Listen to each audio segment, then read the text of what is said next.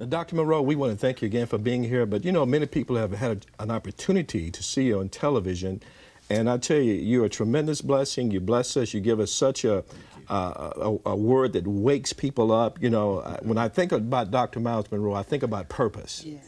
That's the first thing that comes to mind. But you know, I want to talk about your gifting and when you first recognized the call of God and the gifting in your life. If you could put a label on your gifting that you first realized that you had in you, what would that be?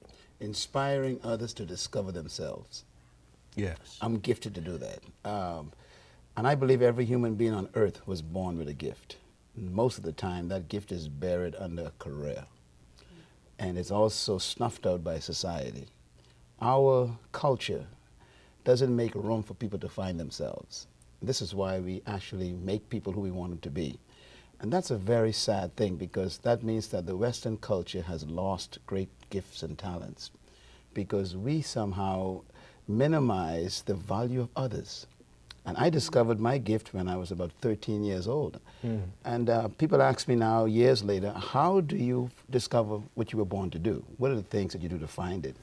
And a lot of my books, I write about this. Millions of people have read my books, and they've found those secret treasures that we talked about. But there are a few ways that you can find out what your gift is. And one of them is what makes you angry. Whatever you were born to do will always make you angry. In other words, you were born to solve a problem. Every human being was born to solve a problem on earth. So whenever you see the problem, the solution makes you angry. You get angry at it. And that's what happened to me when I was a teenager. I became angry at oppression over people. I was born in the Bahamas, where I still live. And when I was born in 1954 in a little island called New Providence, Nassau. And during that time, our country was not a country. We were a colony. We were literally an extension of the United Kingdom, Great Britain. Yes. So we were under the colonial, oppressive, imperial power of Great Britain. And that itself has a lot in it, just a statement of imperial powers. And we were basically treated as second-class citizens. We were not perceived as being equal to the British. And that's kind of a common thing, because colonization is probably the greatest transitional historical event that changed the world.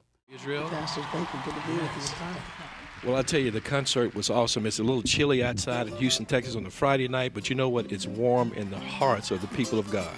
Yes, sir. I tell you, the concert was a tremendous blessing. Thank you very, very much. You know, many people have heard your testimony about the adversity that you had in your life, starting out in life.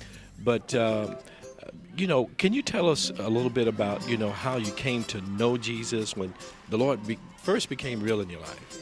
Well, again, you said it. My mother got pregnant at an early age as a teenager. She wasn't married. My mother was white. My father was black. And it was advised that she have an abortion. She chose not to do that. She ended up being kicked out of her father's home and ended up out in Southern California. And when she was 8 months pregnant, her and my father split up.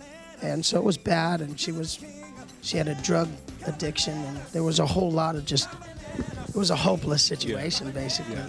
And but God sent this lady over to just talk to my mom, and she shared the gospel with her and loved on her and encouraged her. And my mother received Christ right there on the street corner that she was standing on. And to fast forward, you know, God got a hold of her life. She ended up marrying my stepdad when I was a year old.